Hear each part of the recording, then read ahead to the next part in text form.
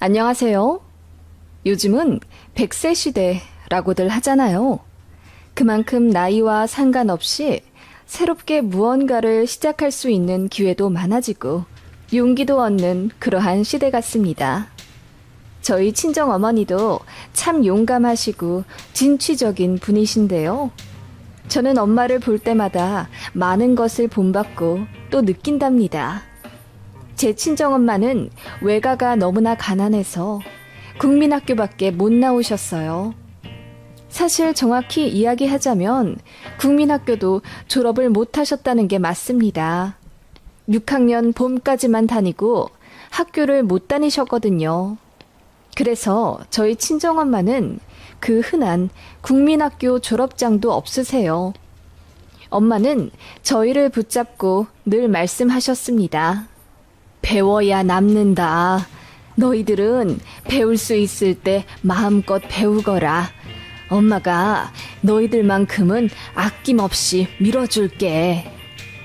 그래서 저랑 제 동생은 참 다양한 걸 배웠습니다. 학원도 많이 다녔고 피아노, 바이올린 같은 대중적인 악기 말고도 검은고, 플룻, 드럼 같은 다양한 악기들도 배워왔어요. 저희 동네에는 이런 학원들이 없었기 때문에 어머니가 발품 팔아 알아보고 왕복 2시간 거리 학원에 데려다 주시곤 했습니다. 물론 엄마가 억지로 시키신 건 아니고 전부 저희 자매가 원해서 다녔어요. 이것저것 많이 배워서인지 학교 다닐 때도 늘 자신감 있었고 그 덕분에 저희 자매 모두 대학교 다니며 일찍 진로 정해 지금은 밥벌이 잘하고 있습니다. 이 모든 게 친정어머니 덕분이라고 생각하며 늘 감사한 마음으로 살고 있고요.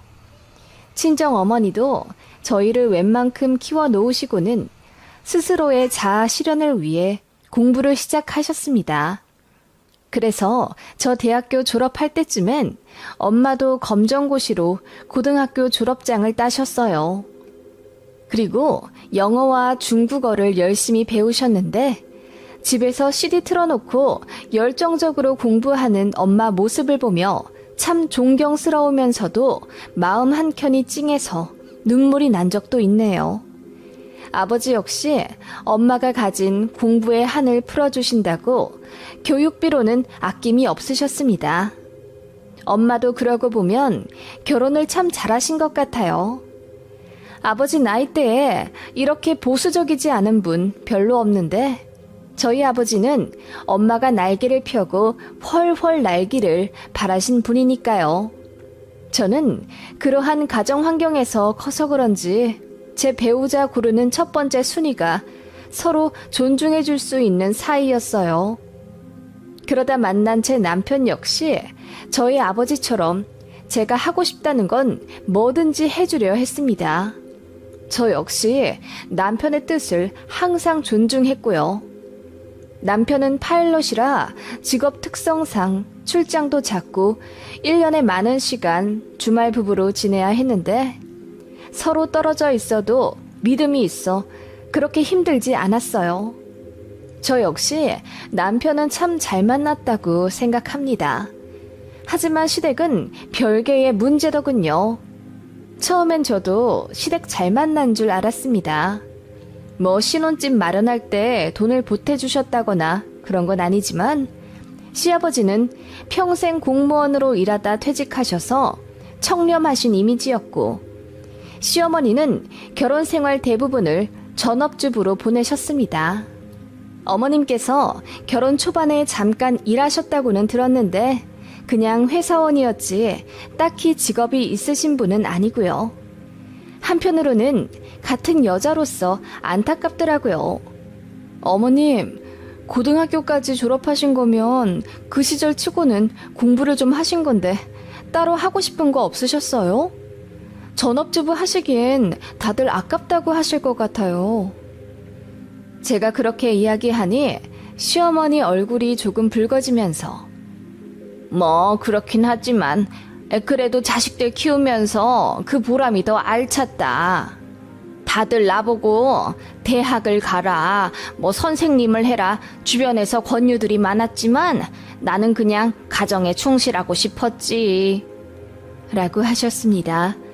남편에게 얘기 들어보니 시외가가 그렇게 잘 산 것도 아니라고 하던데 시외할머님께서 저희 친정 어머니처럼 자식들에 대한 학구열이 엄청 나셨구나 추측만 할 뿐이었습니다.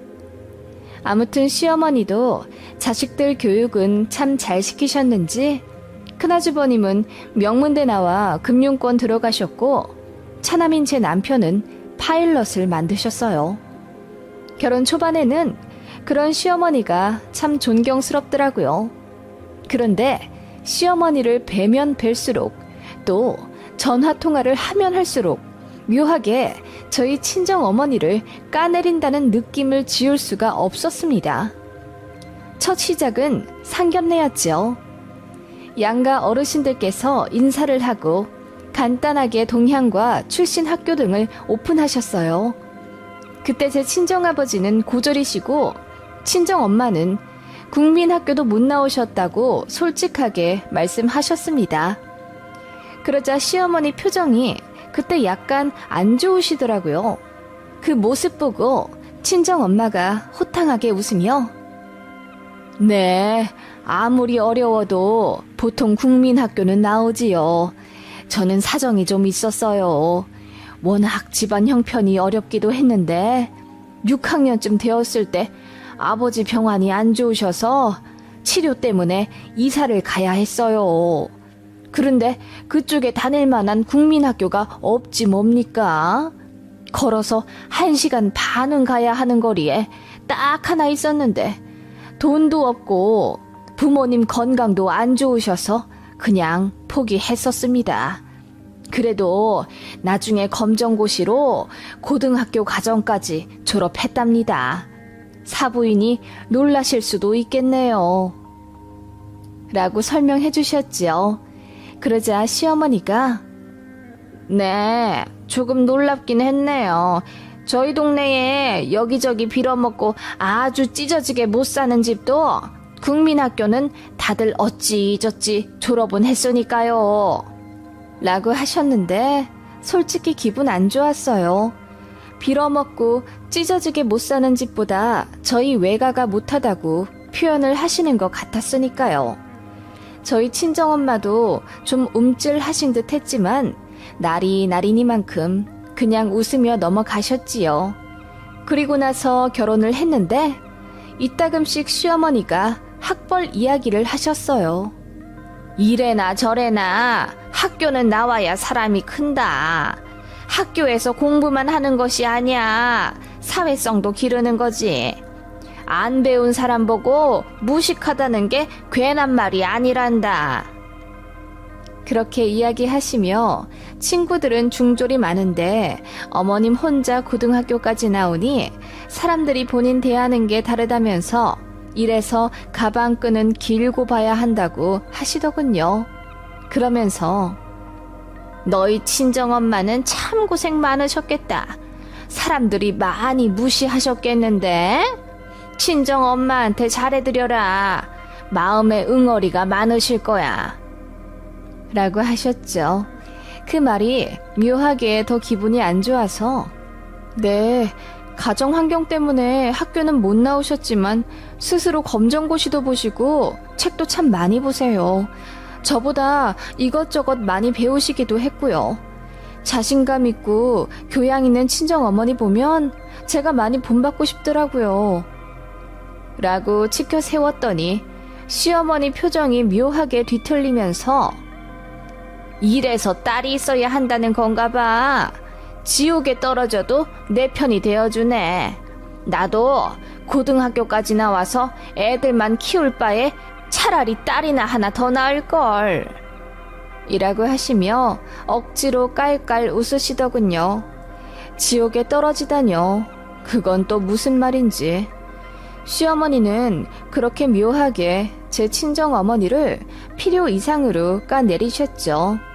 그리고 꼭 다른 사람들이 있는 자리에서 학벌 이야기를 꺼내셨습니다. 친척들이나 가족들 모인 자리가 아닌 생판 남들이 있는 곳에서요. 예를 들어 시어머니 종교 지인들이나 시장 같은 곳 말입니다. 우리 며느리 이쁘죠? 나는 고등학교까지 나왔지만 우리 사부인은 국민학교도 못 나오셨대요. 양가 차이는 나지만 내가 결혼 허락했어요. 사부인 인품이 워낙 좋으셔서 그런지 며느리도 참 착하네요. 라며 묻지도 않은 학교 이야기를 꺼내시는가 하면, 사장님은 국민학교까지 나오셨죠? 우리 사부인은 국민학교도 못 나오셨다네요. 그 시절에 아무리 어려워도 보통은 최소 중학교 졸업 아닌가요? 라며 갑자기 듣기도 민망한 이야기를 꺼내셨습니다. 제가 기분이 좀 나빠서 시어머니에게 진지하게 말씀을 드렸죠. 저는 친정어머니 학벌을 창피하다고 여기지도 않고 오히려 학교를 못 나오셔도 주눅들지 않고 열정 가득한 모습을 본받는다고요. 그러니 자꾸 이야기 안 꺼내셨으면 좋겠다고 했더니 시어머니가 창피하지 않다면서 왜 말을 꺼내지 말라고 하는 거니? 너도 네 친정어머니가 부끄러워서 그러는 거 아니니? 당당하면 오히려 더 얘기를 해. 라고 하시는 겁니다.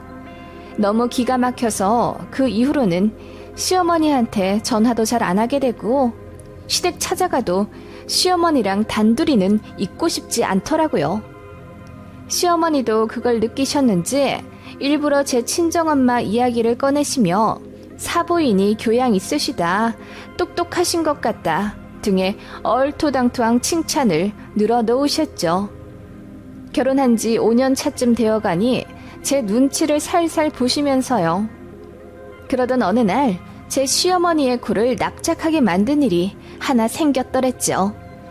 친정어머니가 20년째 활동하는 독서 모임이 정말 끈끈한 우정을 자랑하고 계신데 거기서 10년 동안 개를 드셨다고 합니다. 명목은 여행이고 가까운 곳 갈 바에 아예 돈을 많이 모아서 미국을 가자고 하셨답니다. 그래서 10년 동안 모임 이모님들이 영어 공부를 엄청 열심히 하셨어요. 이유는 여행 때문이지만 또 하다 보니 재밌으셨나 봐요. 게다가 즐거워서 하는 공부라 그런지 친정엄마의 영어 회화 실력도 쑥쑥 늘어서 파일럿인 제 남편이랑도 어색하지만 프리토킹까지 가능할 정도였습니다. 그런 친정엄마의 모습을 보며 저는 또 대단하다고 느꼈죠. 그렇게 만발의 준비를 하신 친정어머니가 드디어 12박 14일의 일정으로 미국 여행을 떠나셨습니다. 가이드도 없이 오로지 모임 이모님들과 가는 여행이고 굉장히 긴 시간이라 걱정도 되었지만 자신만만한 엄마의 모습에 그저 믿어드리기로 했죠. 여행 즐겁게 하시라고 저도 큰맘 먹고 은행 가서 $1,000 환전해 엄마 캐리어에 넣어드리기도 했어요. 다행히 엄마는 너무나도 잘 다녀오셨고 마침 그 며칠 뒤가 추석 연휴라 친정에서 만나 엄마의 여행담을 실컷 들었습니다. 입국 심사에서 다른 이모님이 막혀서 쩔쩔맨 이야기, 도착했는데 버스를 잘못 타서 고생하신 이야기, 식사하려고 주문을 해야 하는데 맥주 달란 이야기를 점원이 못 알아들어서 친정엄마가 소주 원샷하는 제스처를 취한 이야기 등 배꼽 잡고 웃을 일이 많았습니다. 그렇게 친정엄마가 미국에서 사오신 선물 중에 사돈댁 드릴 것들도 한아름 챙겨서 시댁으로 갔습니다. 가서 선물 풀어드리며 친정엄마가 미국 여행 다녀오셨다고 얘기하니 시어머니 눈이 휘둥그레해지며 아니, 미국 여행을 다녀오셨어? 가이드 끼고 가신 거지? 라고 하시더군요. 그래서 제가 친정어머니가 미국 자유여행계를 10년 동안 드셨고 그동안 모임분들이랑 영어 공부 열심히 해서 가이드 없이 갔다가 오신 거라고 했더니 말도 안 된다. 너 무슨 그런 뻥을 치고 있어? 라며 웃으시더군요. 어머님, 그게 왜 뻥이에요? 저희 친정어머니 영어 잘하세요. 예, 국민학교도 안 나오셨는데 무슨 영어를 잘하신다고 그러니? 너 친정엄마가 창피해서 그래? 그래도 그런 허풍은 치면 안 된다. 아이 참, 어머님, 왜 제 말을 못 믿으세요? 그리고 엄밀히 이야기하자면 친정엄마 고등학교 졸업하신 거 맞죠? 검정고시 패스하셨잖아요. 그게 무슨 졸업이니? 어쨌든 학교 못 다니신 건 맞는데 네가 아무리 그래도 학벌은 학벌이야. 저는 시어머니의 말에 너무 어이가 없었습니다. 어머님은 제 친정엄마가 사오신 미국 여행 기념품들을 보며 이런 건 뭐 면세점 가서 고르신 건가?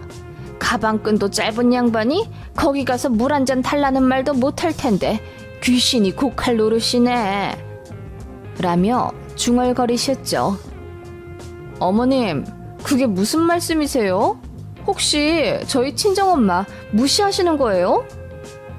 제가 대놓고 크게 쏘아붙이자 시어머니도 놀라시고 멀리 있던 제 남편도 놀라 한달음에 달려오더군요.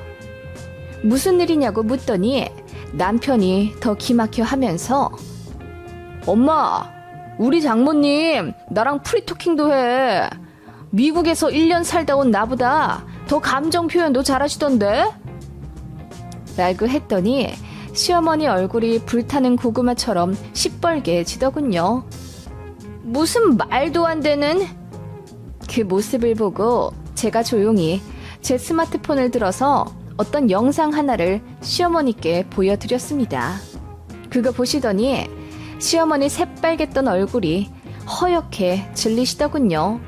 그 영상에는 제 친정엄마가 미국에서 어떤 흑인 가족들과 공원에서 이야기를 나누는 모습이 찍혀 있었습니다. 어디서 왔냐는 흑인 꼬마의 질문에 친정엄마가 한국이라고 답하며 오랜 친구들과 10년 동안 준비해서 여행을 왔다고 이야기하시더군요. 그 가족들이 대단하다며 박수를 치자 친정엄마가 고맙다고 하며 한국 전통 문양이 박힌 작은 기념품을 선물로 주었고요. 그 기념품에 대한 설명까지 잊지 않는 친정엄마의 영어 회화 실력이 고스란히 담겨있는 영상이었습니다. 나무랄 것 없는 실력이었죠. 저 역시 정말 대단하다고 생각했습니다. 시어머니는 친정엄마의 그런 모습을 보고 말문이 막히셨는지 한동안 가만히 계시다가 잘하시네? 한마디 하시고는 부엌으로 가시더군요. 그러더니 오후 3시에 갑자기 저녁 준비를 하신다며 분주히 움직이시는데 그게 정말 우스웠습니다. 저는 시어머니 뒤에 대고 이렇게 외쳤고요. 어머님, 저희 친정어머니 영어 정말 잘하시죠? 가방끈이랑 전혀 상관없다니까요. 어머님도 노력하시면 잘하실 거예요. 자유여행 보내드릴게요. 어머님도 영어 배워보세요. 그러자 어머님 대꾸도 안 하시더군요. 그 영상 보신 이후로 어머님은 말수가 줄어드셨습니다. 저는 오히려 신나서 더 친정엄마의 미국 여행기를 풀어놓았고요. 시아버지께서도 흥미롭게 들으시더니 대단하시다. 그 나이에 영어 잘하시기 어려울 텐데 기본 머리가 있으신 분 같다.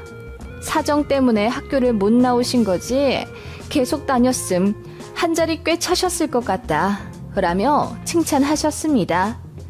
그러자 시어머니가 입을 삐쭉 내미시더군요. 저는 일부러 약 올리듯이 어머님도 배우고 싶은 거 있으시면 도전하세요. 영어 배우고 싶으시면 제가 친정엄마한테 한번 물어볼까요? 어떻게 익히셨는지 제 친정엄마한테 어머님도 한번 배워보세요. 라고 했더니 시아버지께서 네 시애미는 알파벳도 제대로 모른다. 사부인처럼 쌀라쌀라 못해. 라고 하며 웃으시더군요. 그러자 시어머니가 얼굴이 불그락 푸르락 하시더니 왜 무시해요? 나도 하면 잘한다고요. 라며 화를 내시고는 안방 들어가시더군요.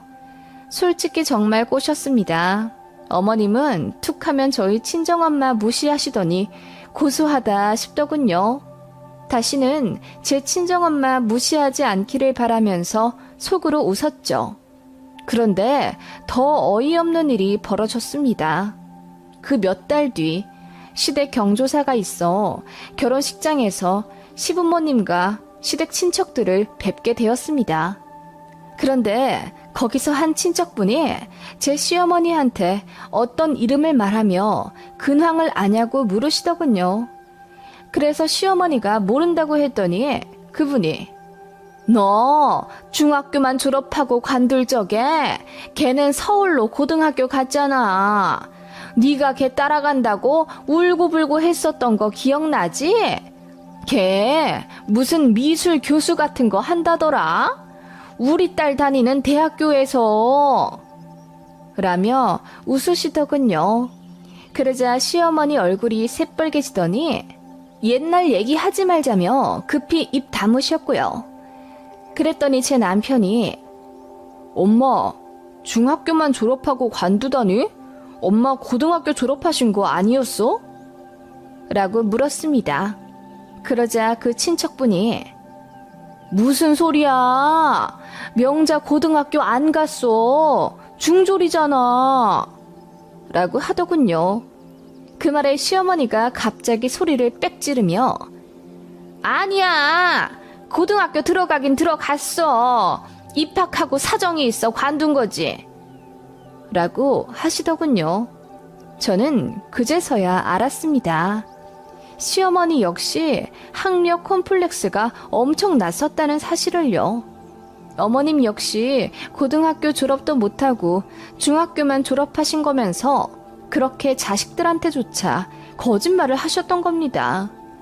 들통이 나니 얼굴 새빨개진 채로 자리를 피하시더군요. 제가 나중에 시어머니한테 여쭤봤습니다. 고등학교 졸업 안 하신 거 정말이냐고요. 그랬더니 시어머니가 그게 뭐가 중요하냐면서 대뜸 화를 내시더군요. 왜 안 중요해요, 어머님? 어머님은 고졸이라면서 국민학교 졸업도 안 한 저희 친정어머니 무시하셨잖아요. 그런데 고졸도 아니시면 얘기가 좀 달라지는...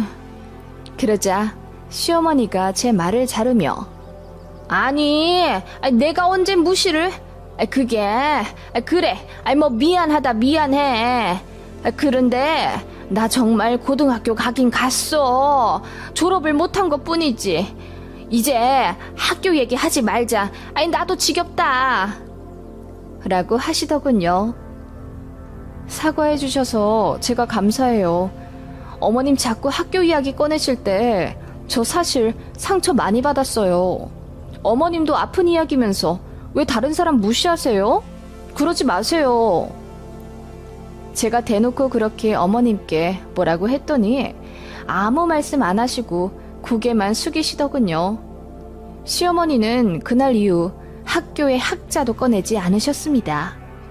오히려 제가 학교 이야기 꺼낼까봐 전전긍긍하는 모습을 보이셨지요. 누구나 학벌에 대한 콤플렉스는 있을 겁니다. 한국에서 최고로 좋은 대학에 나와도 더 좋은 외국 대학에 가지 못한 게 아쉬운 것처럼요. 그걸 열등감으로 두는 사람과 열정을 가지고 극복해 나가는 사람이 있을 뿐이지요. 저는 제 친정엄마가 누구보다 자랑스럽고 본받고 싶을 뿐입니다. 여러분도 무언가 도전하고 싶은 게 있다면 그 즉시 실천하시는 삶 되시길 바랍니다. 제가 응원할게요. 할게요. 안녕하세요. 저는 미국으로 건너와 사는 40대 후반의 여자입니다. 저는 지금 전업주부를 하며 아들과 남편을 내조하고 있어요. 제 남편은 박사 학위를 받아 지금 미국 대기업 연구소에서 일하고 있고 감사하게도 능력이 참 좋아 인정받고 있습니다. 지금은 너무나 편하고 여유로운 날들이지만 이렇게 되기까지 남편도 남편이지만 저 역시 너무나 힘든 시간을 감내해왔고 시어머니랑도 큰 트러블이 있어 지금은 연을 끊고 지내는 상황이네요. 남편과 저는 아는 사람의 소개로 만나 무난하게 연애하다 결혼했습니다. 고등학교 졸업하자마자 모 기업에 무기계약직으로 들어와 10년째 일하고 있던 저였고 남편은 대학교 졸업하고 잠깐 회사에 다니다 학문적 꿈이 있어 퇴사하고 대학원에 입학했습니다. 사실 결혼하고 나서 얼마 되지도 않아 백수가 된 남편이었지만 그의 비전을 믿기에 저는 열심히 내조해 오고 있었습니다. 매일 아침 일찍 일어나 남편을 위해 든든한 아침 식사를 준비해주고 출근하는 것이 저의 하루 일과였지요. 남편이 연구에 전념할 수 있도록 가사일과 재정적인 부담을 기꺼이 나눠주었고요. 그리고 예쁜 아이를 빨리 갖고 싶었지만 남편의 꿈을 위해 잠시 미뤘어요. 주말이면 함께 산책을 하며 대화를 나누고 고졸이라 너무 어려웠지만 남편의 연구 주제에 대한 토론도 같이 해주기 위해 관련 책이나 논문 서적도 읽었죠. 남편은 저와 의견을 나누는 게 너무 즐겁고 신선하다 해주었고 그러한 시간들이 정말 큰 도움이 되었다고 했어요. 저의 그런 물심양면 도와주는 모습에 남편은 저의 사랑과 지지를 진심으로 느꼈다더군요. 남편은 학업에만 집중할 수 있었고 결국 논문 심사에 합격하여 박사 학위를 취득하게 됐습니다. 학위 수여식 당일 남편은 여러 가족들 앞에서 이 학위는 온전히 저 와이프의 헌신이 있었기에 가능했다고 말해주었어요. 저는 그날 눈물이 비오듯 흘러내렸죠. 하지만 그런 저희 부부의 모습을 보며 혀를 끌끌 차는 이가 한 명 있었으니 그분은 바로 저의 시어머니였습니다. 누가 보면 네 마누라가 너 키워준 줄 알겠다. 지 엄마한테나 고맙다고 하지 속도 벨도 없이 무슨 마누라한테 영광을 바치겠다고 하노? 시어머니는 농담이라며 웃음 띤 얼굴로 그렇게 얘기하셨지만 저를 바라보는 눈빛은 싸늘하셨어요. 저희 친정이 별로 돈이 없고 제가 고졸이라 더 미워하셨어요. 그리고 제 얼굴이 반반해서 더 마음에 안 든다며 나중에 내 아들 배신 때릴 여우상이라고 표현하셨네요. 무엇보다 제가 남편보다 학벌도 확연히 차이가 나고 직업도 별로니 저를 창피하게 여기셨네요. 이해는 갑니다. 어머님은 딸들보다는 하나뿐인 아들을 많이 아끼셨으니까요. 그래도 남편의 강경한 주장으로 결혼을 밀어붙였고 어머님은 결혼식장에서 혼주석에 앉아 남들이 수근거릴 정도로 대성통곡을 하셨더랬지요. 그렇게 남들도 부러워하는 신랑을 맞아 결혼했지만 대학원에 진학해 진로를 바꾸고 싶다는 남편의 뜻에 따라 저 혼자 외벌이가 되었죠. 제 사정 아는 사람들은 저더러 신혼인데 괜찮냐, 남편이 백수로 주저앉으면 어쩌냐 등의 걱정을 했지만 저는 남편을 믿었습니다. 그러는 동안 시어머니는 혹시라도 제가 백수인 남편을 무시할까봐 전전긍긍하셨습니다. 너 우리 아들 능력 있는 거 알지? 더 잘 되려고 잠깐 쉬어가는 거다. 돈 가지고 스트레스 주지 말고 당분간 네가 희생한다고 생각하거라. 네, 어머님, 저도 알죠. 그이 대학원 들어가는 거 저도 찬성한 건데요. 우리 아들 박사 되고 안 되고는 네가 어떻게 내조하느냐에 달려있어. 나중에 우리 아들 잘 안 되면 다들 네 욕할 거다. 그러자 옆에서 듣던 남편이 화를 내며 그럼 잘 되면 다 우리 와이프 덕분이겠네? 엄마, 제발 그런 잔소리 좀 하지 마세요. 와이프가 성격이 좋아서 참는 거지. 나도 엄마 그런 소리 정말 듣기 힘들어요. 라고 하며 중재하곤 했습니다. 남편이 그럴수록 어머님은 제가 더 미우셨던 것 같아요. 그렇게 저 혼자 일하며 집안의 가게를 꾸려 나가던 어느 날 저희 집 앞으로 모르는 택배가 왔더군요. 이게 무언가 하고 봤는데 한약이었고 주문자가 어머님 이름으로 되어 있었습니다. 어머님이 남편에게 주신 건가 싶어서 남편에게 물어보니 본인도 모른다고 하더군요. 그래서 어머님께 전화해 물어봤더니 그건 네 약이다. 아침 저녁으로 하루 2포씩 먹으면 된다더라. 1년 정도 먹으면 된다고 하니까 잔말 말고 잘 챙겨 먹거라. 그게 얼마인지 아니? 라고 하시더군요. 저는 너무 감동스러워서 어머님, 저 일한다고 챙겨주신 거예요? 감사해요. 라고 인사를 드렸더니 무슨 소리냐? 너 혹시라도 애 가질까봐 약 지어온 거야. 그거 먹으면 당분간 임신 못한다더라. 우리 아들 박사 되기 전까지 절대로 임신은 안 된다. 라고 하시더군요. 저는 어머님의 그 말에 너무나도 큰 상처를 받았어요. 어머님, 저희 2년 뒤에는 아이 갖기로 했어요. 남편 박사 과정과는 별개로 자식 계획이 따로 있었는걸요? 혹시 저 혼자 돈 버니 걱정하셔서 그러시는 거예요? 괜찮아요. 무슨 박사를 따기도 전에 애를 가지려고 해. 남자는 나이 40 되어서 아이 낳아도 괜찮다. 우리 아들한테는 급하지가 않아. 너만 급하겠지 뭘. 어머님은 혀를 끌끌 차며 여튼 임신은 절대로 안 된다며 못을 받고 전화를 끊으셨죠. 제가 엉엉 울며 전화기를 붙잡고 서 있자 자초지종을 물은 남편이 모든 사실을 알게 된 후 극대노를 하며 싱크대에 그 한약들을 모두 쏟아버렸습니다. 그리고 어머님한테 전화해서 화를 막 내는 것 같더라고요. 남편도 본인의 어머니 때문에 스트레스를 많이 받았습니다. 저와의 결혼을 일찍 서두른 것도 어머니로부터의 독립 때문이었어요. 어렸을 때부터 어하둥둥 우리 아들 거리시며 관심과 간섭이 도를 지나치셔서 남편은 고등학교 때 친구들 만나는 것도 힘들었다고 합니다. 어머님이 남편 친구들의 가정과 성격 등을 모두 조사해 자신의 아들에게 도움이 될 아이인지 아닌지 구분해 마음에 안 드는 애들은 다 끊어놨다고 하더라고요. 그래서 학창시절 친구도 거의 없고 어머님 극성에 소문도 안 좋게 났었다고 하더군요. 대학교 가서도 첫 연애를 CC로 했는데 어머님이 학교까지 찾아와 그 여자친구 얼굴을 보고 갔다고 하더라고요.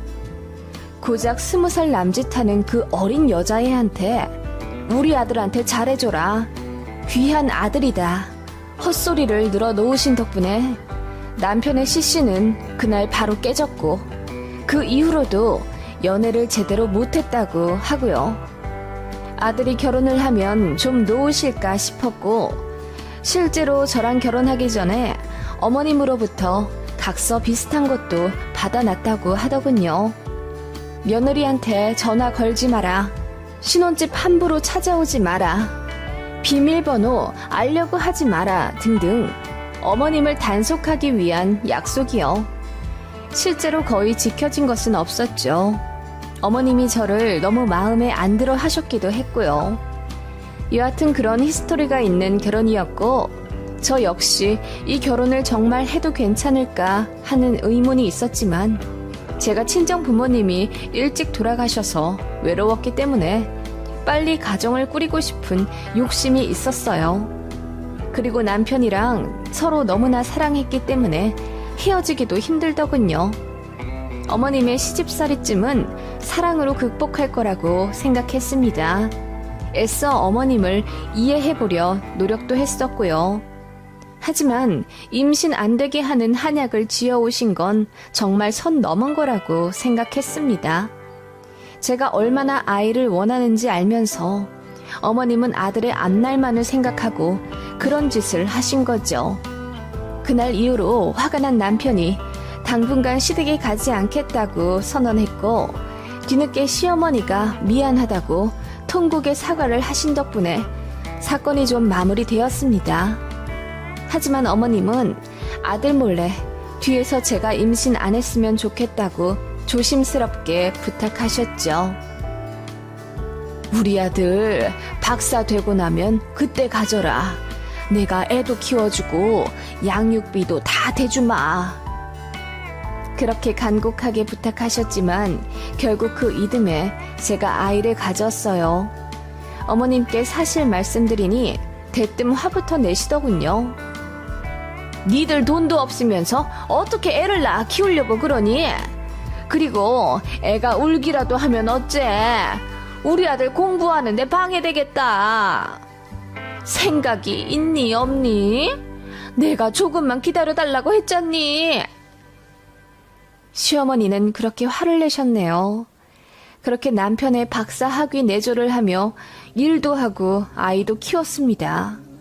제가 바쁠 때면 남편이 아이 어린이집 등하원도 시켜주고 이유식도 만들어 먹이며 열심히 아빠 노릇했고, 저희 부부의 애정끈은 더욱 끈끈해져 갔습니다.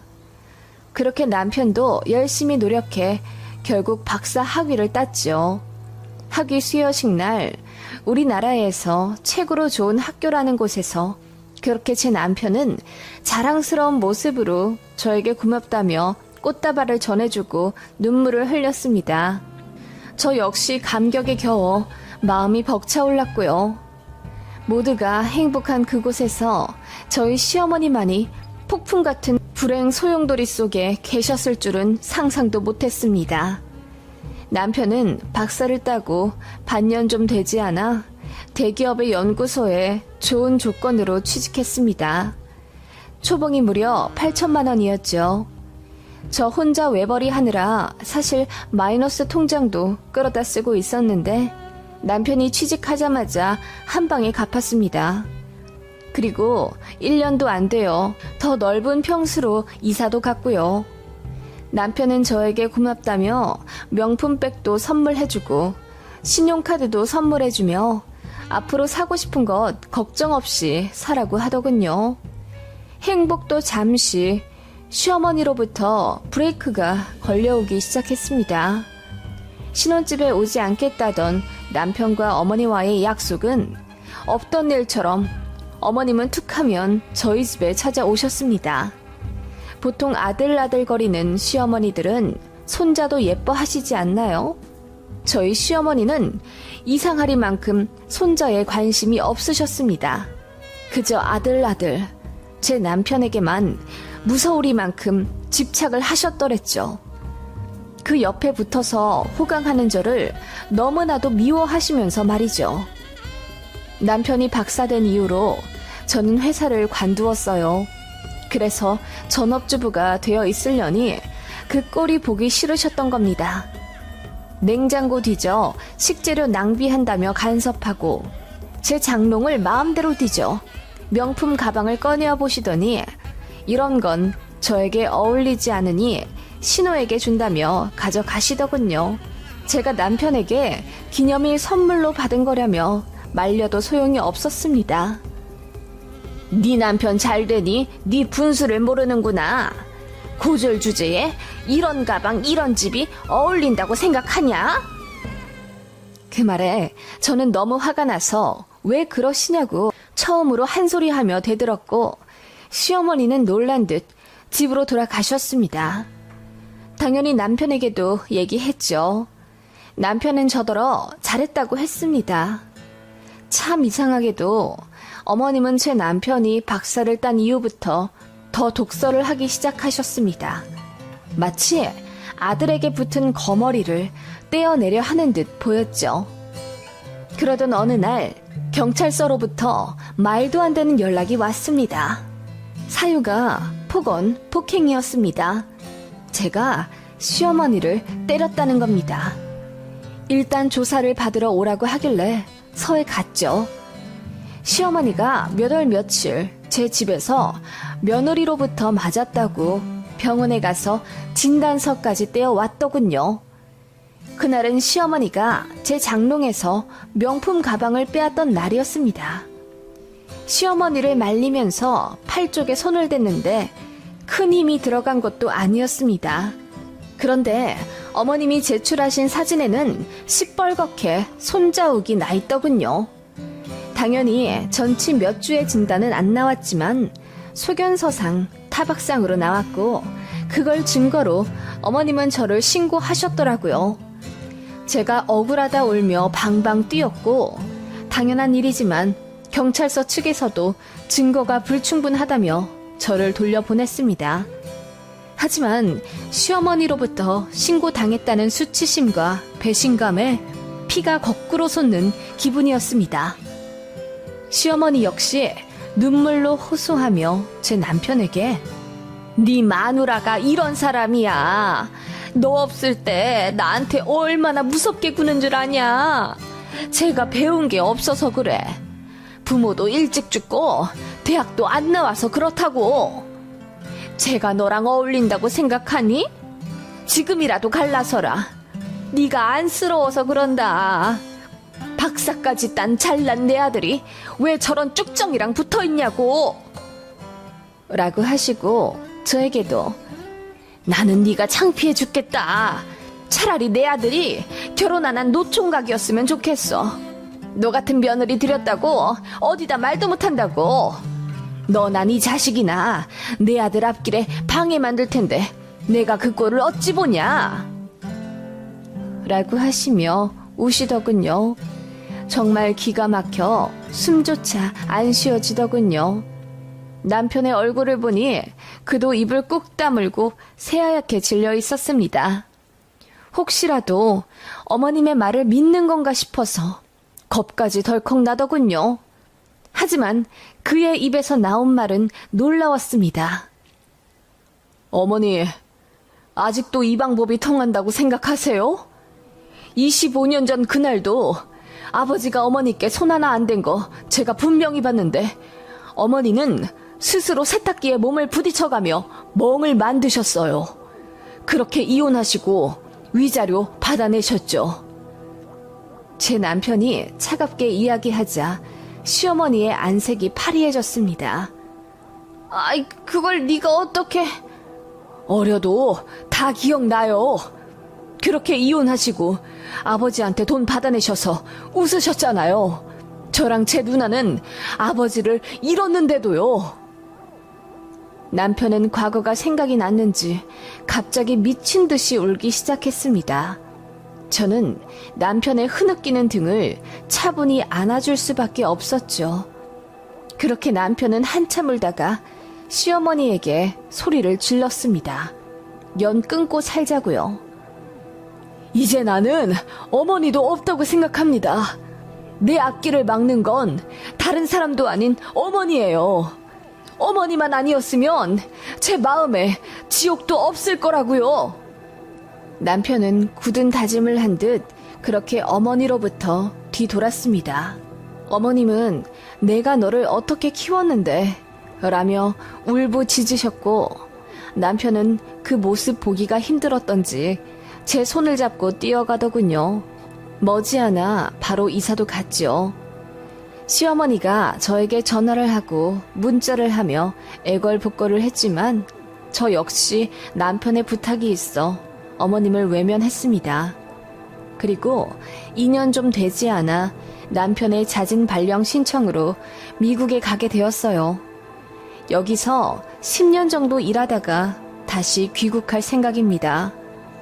시어머니에게는 미국으로 이민을 아예 가니 다신 찾지 말라고 말해둔 상태고요. 그러자 어머님이 대성통곡하시며 잘못했다 비시더군요. 지금 생각하면 어머님은 통제 성향이 강한 나르시스트 같습니다. 다시 돌아오더라도 시어머니에게는 말하지 않을 생각입니다. 이러한 사정들을 뒤로하고 온 미국에서 저희 가족은 행복하게 적응하며 잘 살고 있습니다. 저 역시 영어 공부 열심히 하며 남편 없이 아들과 도서관도 다니고 마트에서 장도 봐요.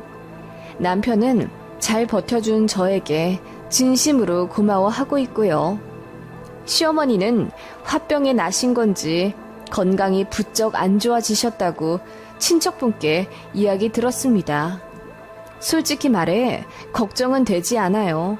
저도 정이 다 떨어졌나 봅니다. 다 자업자득 아니겠나요?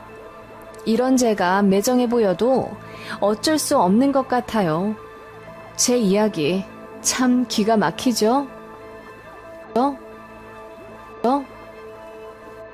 안녕하세요. 여러분들의 친정 어머니, 시어머니께서는 어떤 화장품을 쓰시나요? 좋은 브랜드들이 많지만 유독 설화수라는 브랜드가 인기가 많은 것 같아요. 저희 친정엄마도 설화수만 쓰시는데요. 친정엄마의 화장대를 보면 제 시어머니의 망언이 떠올라 어이없는 헛웃음이 나곤 합니다. 저는 자매입니다. 위로 언니가 있어요. 제 친정언니는 저보다 늦게 결혼을 했지만 그만큼 심사숙고해서 신랑을 골랐는지 성격도 참 좋고 능력 있는 형부입니다. 형부 덕분에 언니 결혼 전부터 저랑 남편 부부 동반해서 제주도 여행도 몇 번 갔다 왔고 생일이며 기념일에 형부로부터 선물도 참 많이 받았네요. 꼭 물질적인 게 중요한 게 아니라 처가 가족들을 챙겨주는 그 마음이 얼마나 고마운지 몰라요. 그리고 저희 친정아빠가 오래전 병환으로 앓다가 돌아가셔서 친정엄마 홀로 계시는데 그런 장모님을 형부가 참 잘 챙겨주세요. 형부네 부모님이 미국에 계시기 때문에 한국에 엄마 있다고 생각한다면서 정말 저희 친정엄마를 장모님이라고 안 하고 엄마라고 부르더군요. 그렇다 보니 아무래도 친정 분위기가 참 좋아요. 다 같이 모이면 웃음 끊길 날이 없고 또 친정엄마랑 형부가 저희 아이들도 잘 봐주시기 때문에 제 남편도 처갓집 가는 걸 좋아합니다. 그러면서 자연스럽게 시댁에서 트러블이 생기기 시작했죠. 친정에 너무 자주 가는 거 아니니? 갈 때마다 우리 아들이 운전 다 할 텐데 기름값에 용돈에 서로를 위해 자제 좀 하는 게 어떻겠니? 시어머니 화법이 원래 상대방이 들어서 기분이 나쁘고 말고는 잘 고려하지 않는 분이시라 시아버지랑도 마찰이 많고 자식들이랑도 사이가 그닥 좋지 않으십니다. 나름대로 고상한 이미지를 연출하시지만 굉장히 시샘도 많고 또 기본적으로 며느리들을 무시하세요. 아들 둘만 키우셔서 그런가? 딸의 입장을 전혀 헤아리지 못하시고 그저 자기 자식들이 아깝다고만 생각하십니다. 한 번은 어머님이 저녁 반주를 하시다 너무 취하셨는지 눈물을 흘리시더라고요. 결과적으로다가 난 자식 농사 잘 못 지었어. 아들들을 잘 키웠는데 며느리들을 제대로 못 봤잖아. 전부 마음에 안 들어. 그 말에 저랑 동서가 엄청 충격받았죠. 다음날 저희가 서운하다고 했더니 어머님은 전혀 기억을 못 하시더라고요. 일부러 기억 못 하시는 척 하시며 하고 싶은 말을 하셨을지도요. 아무튼 저희가 한 달에 두세 번 정도 친정에 가서 밥을 먹으니 시어머니가 기분이 나쁘셨던 거죠. 저희 가족과 친정 어머니 모두 모 광역시에 살고 시댁은 수도권이라 차로 2시간 넘게 걸리거든요. 그래서 한 달이나 2달에 한 번씩 가니 시어머니 입장에서는 차별받는다고 생각하실 거고 저희가 미우실 법도 합니다. 하지만 반대로 시댁이 가까우면 시댁을 자주 가겠죠. 지리적으로 가까운 걸 어떡하나요? 시어머니 눈치 보며 안 갈 수도 없는 노릇이고 아이들도 외할머니랑 이모부를 너무 좋아하는걸요. 솔직히 말해 시댁에 가면 일단 저는 자리에 앉을 수가 없습니다. 도착하자마자 소매 걷어붙이고 일해야 하고, 어머님도 짠순이 스타일이셔서 저희 온다고 따로 식자재를 사시거나 하는 것 없이 그냥 있는 걸로 대충 때우자고 하십니다. 용돈도 많이 밝히시고 저희 애들한테도 자상한 할머니가 아니십니다. 버릇 안 좋다고 혼내기만 하니 애들이 친가가는 걸 별로 안 좋아해요.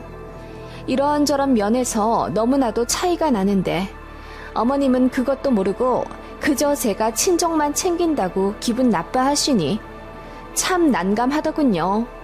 그게 몇 년 되어가니 어머님이 저희에 대한 불만이 아예 고착화되어 가기 시작했습니다.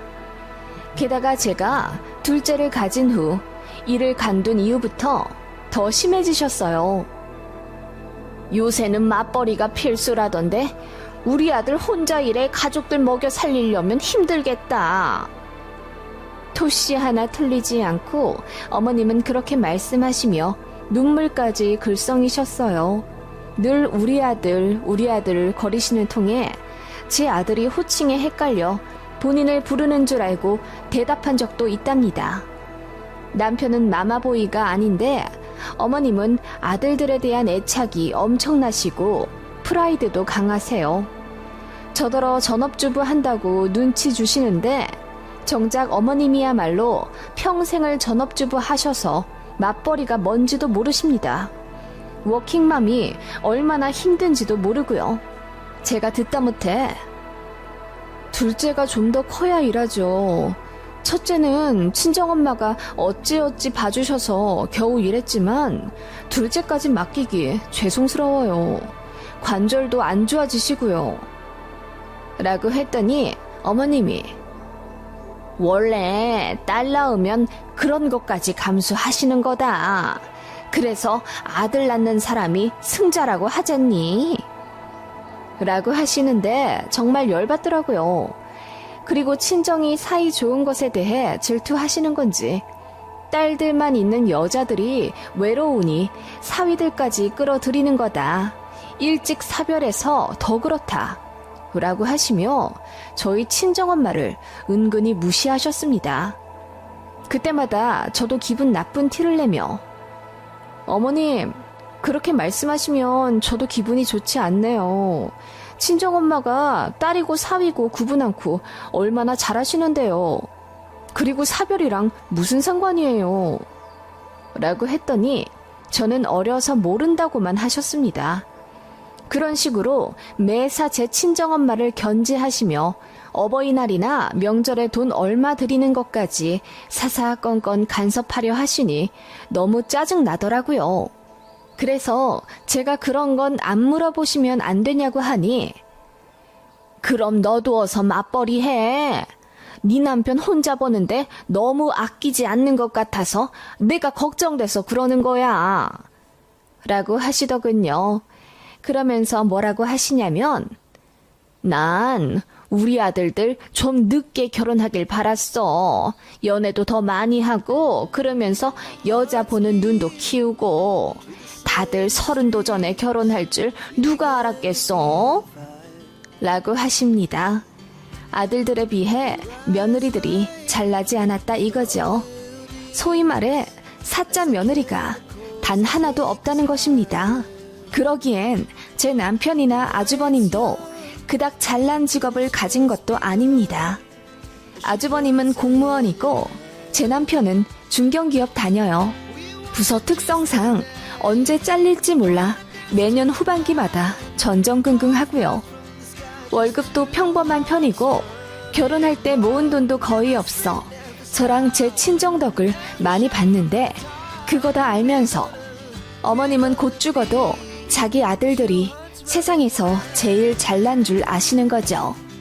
제가 시어머니를 좋아할 수가 없는 이유가 바로 이것입니다. 그냥 기본적으로 며느리와 사돈을 자기보다 한 수 아래로 생각하시는 게 은연중에 매번 티가 나요. 그러던 어느 날 저희 친정어머니 생신을 맞아 괌 여행을 가게 되었습니다. 매번 언니네가 해외여행 한번 가자고 얘기를 했지만 저희는 어린애들이 둘이나 있고 형편이 그닥 여유롭지 않아 제가 확답을 하지 못한 상태였어요. 그러자 형부가 저희 비행기랑 식사비까지 모두 지불할 테니 숙소 비용만 내라고 배려해 주셔서 저희 가족, 언니네 가족 모두 모여 총 8명이 여행을 하게 된 겁니다. 이런 속사정을 모르고 그저 저희가 친정 가족이랑 놀러 가는 것만 초점에 맞춘 시어머니가 나중에 우리도 좀 데리고 가라. 어쩜 그리 네 친정하고만 부대끼며 사니? 라고 하시며 서운해 하시더라고요. 남편이 우리가 무슨 돈이 있어. 처형네가 우리 것까지 다 내주셔서 겨우 가는 거야. 엄만 다음에 우리가 돈 좀 모으면 모시고 갈게. 라고 했는데 시어머니는 그게 거짓말인 줄 아시더군요. 니들이 돈이 없긴? 넌 그런 소리 좀 하지 마라. 그리고 감 가는데 뭐 얼마나 준다고? 누구네 말 들어보니까 거기 제주도 가는 것보다 싸다고 하더라. 그러면서 입을 대빨 내미시고 투덜거리시더군요. 그렇게 여행 다녀와서 괌 기념품을 몇 개 사다 시댁에 드리니 어머님이 뭐하러 이런 걸 사와? 돈도 많이 썼을 텐데. 우리 아들 언제 이래서 그 돈 다 맸구나. 라며 농담인 듯 웃으시더군요. 그래서 제가 참다 못해 어머님, 이것도 다 저희 형부가 사주신 거예요. 언니 부자인 거 아시잖아요. 저희가 돈이 어딨어요. 라고 했더니 어머님 얼굴이 벌겋게 달아오르며 아무 말 안 하시더군요. 저희끼리 제주도 간 게 어머님도 너무 질투나고 속상하셨는지 저에게 대놓고 퉁명스럽게 대하시고 통화하거나 만날 때마다 빨리 맞벌이 하라고 재촉하셨습니다. 당신 아들 혼자 고생한다면서요. 그때마다 둘째 좀 키우고 일한다고 앵무새처럼 얘기해도 어머님 역시 저희 친정엄마가 근처에 사시지 않느냐는 말을 똑같이 앵무새처럼 답하셨죠. 고부관계는 절대로 풀리지 않는 수수께끼라는 것을 점점 실감케 하던 날들이었습니다. 그러던 어느 날 명절 시댁에 가서 있었던 일입니다. 바로 이날 잊혀지지 않는 사건이 터지게 된 거죠. 시댁에 다 같이 모여 앉아 저녁을 먹으며 TV를 보고 있었습니다. 화장품 광고가 나오더군요. 설화수 팩트였습니다. 그거 보고 제 아들이 우리 외할머니가 얼굴에 바르는 거다 라고 했어요. 그러자 시어머니가 너희 외할머니가 저걸 바르셔? 저거 꽤 비쌀 텐데. 너희 외할머니 화장대에 저게 많아? 얼만큼 있어? 라고 떠보시더군요. 그러자 제 아들이 팔을 양껏 벌리며 이따만큼 있어요 라고 했어요. 물론 과장이었죠. 친정엄마 기초가 설화수이긴 하지만 대여섯 개 있을 뿐입니다. 시어머니는 제 아들 이야기를 들으시더니 친정엄마가 좋은 걸 바르시나 보다. 거기도 전업주부만 평생 하셨다고 하지 않니? 중간에 파출부도 좀 나가셨다고 했나? 라고 하시더군요. 시어머니 특유의 은근히 안 싸던 까내리기가 시작되더군요. 설화수 같은 고급 화장품이랑 안 어울린다 이거겠죠. 그러시면서 난 저런 거 써본 적이 없다. 여자가 돈을 아껴야지 라고 하시더니 저를 매섭게 보시며 이러시는 거예요. 혹시 네가 친정엄마한테 설화수 사드렸니? 그러지 마라. 그러지 말라는 말에 제가 기분이 나빠서 이유를 물었더니 친정이든 시댁이든 부모님께 너무 돈 쓰지 말라는 거야. 니들끼리 잘 살아야지. 외벌이인데 돈 아껴야 하지 않겠니? 안 싸돈도 그리 생각하실 거다. 딸이 일을 안 해서. 라고 하시더군요. 그 순간 저는 틀어 막았던 스팀이 터져 나오는 기분이었습니다. 아, 어머님, 걱정 마세요. 설화수 같은 비싼 화장품 전부 다 저희 형부가 사주시는 거예요. 저희 언니도 일 안 하고 전업이잖아요. 저희 중에 돈 잘 버는 사위가 누가 있겠어요. 형부가 한 달에 1,000만 원도 넘게 버니까 저희 엄마한테도 잘하고 좋네요. 제가 그렇게 이야기하자 시어머니가 저를 힐끗 보더니 애써 못 들은 척 반찬을 뒤적이시더군요.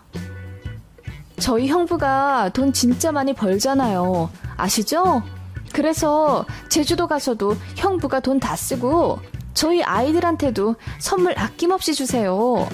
정작 할머니, 할아버지한테 받은 것보다 이모부한테 받은 게 더 많은 거 보면 말 다 했죠? 제가 이악 물고 이야기하자 동서가 고개를 돌려 풋하고 웃더군요. 시어머니는 마침내 얼굴이 새빨개져서는 헛기침만 하시더군요. 어머님, 걱정 마세요. 저 친정에 돈 거의 안 써요. 어머님 말씀대로 제가 일 쉬고 있고 남편 혼자 독박 외벌이 중인데 제가 어떻게 돈을 써요. 그래도 형부라도 능력 있어서 다행이에요. 형부가 돈을 잘 벌어서 그런지 저희 언니는 시댁에서도 눈치 안 본다고 하더라고요. 애만 잘 보라고 하셨대요. 어찌나 부러운지. 제가 웃으며 이야기하자 시어머니가 마침내 자리에서 일어나 부엌으로 도망치듯 가시더라고요. 그 뒤통수에 대고 제가 저희 남편은 능력이 아직 거기까진 안 되나 봐요. 그래도 걱정 마세요, 어머님. 제가 조만간 빨리 일할게요. 라고 했더니 마침내 동서가 웃음을 참지 못하더군요. 남편도 겸연쩍은 웃음을 지었지만 저에게 뭐라고 하지 못했습니다. 제가 시어머니로부터 평소에 얼마나 스트레스 많이 받는지 알고 있었기 때문이에요. 미안해하고 있었고 제가 참는 것에 고마워해줬었는데 오늘은 어머님도 진짜 선 넘은 걸 아들인 제 남편도 알고 있었어요. 제가 참았던 폭탄처럼 어머님께 펀치를 날리자 어머님이 마침내 부엌에서 뛰쳐나오더니 그래, 니네 형부 잘나서 좋겠다. 라고 소리치시고는 안방에 들어가 저희 갈 때까지 안 나오시더군요. 삐지신 거죠. 그러거나 말거나 아무도 달래드리지 않았습니다. 그렇게 몇 주 지났을까? 제가 모르는 척 시어머니께 안부 인사차 전화드렸더니 안 받으시더라고요. 그리고는 며칠 뒤 어머님이 먼저 저에게 전화를 걸어 부재 중인 걸 못 봤다고 하시더군요. 거짓말인 거 다 압니다. 제가 너무 보기 싫어도 아쉬울 건 어머님이신 거죠. 그렇게 어머님은 아무렇지 않은 척 일상 대화하시길래 저도 그날 일에 대해 더 언급 안 했죠. 다만 달라진 것은 어머님이 그 이후로 말을 엄청 조심하신다는 겁니다. 너 또 친정 가냐? 돈 벌러 안 나가냐? 이런 말들을 일체 안 하십니다. 아마 속 엄청 쓰리셨겠죠. 만만한 며느리한테 된통 당했으니 뒤통수도 얼얼하셨을 겁니다. 그리고 어머님 자신도 자신의 경솔함을 깨달으셨을 거예요. 어찌되었건 며느리 건드려봤자 득될 게 없다고 생각하셨는지 어머님이 제대로 바뀌셨네요. 저도 나름대로 도리 더 잘하려고 노력합니다. 어쨌든 시댁도 자주 가려고 하고 이전보다 시댁에 이런저런 거 사서 택배도 자주 보내고요. 며느리 도리를 잘해야 할 말도 당당히 할 수 있다는 걸 잘 알기 때문입니다. 제 이야기 어떠세요? 사이다는 아닐 수 있어도 저 나름대로는 시어머니께 한 방 먹인 것이 속 시원하네요. 곧 시어머니 생신인데 생신 선물을 설화수 기초 세트로 할까 고민 중입니다. 이다.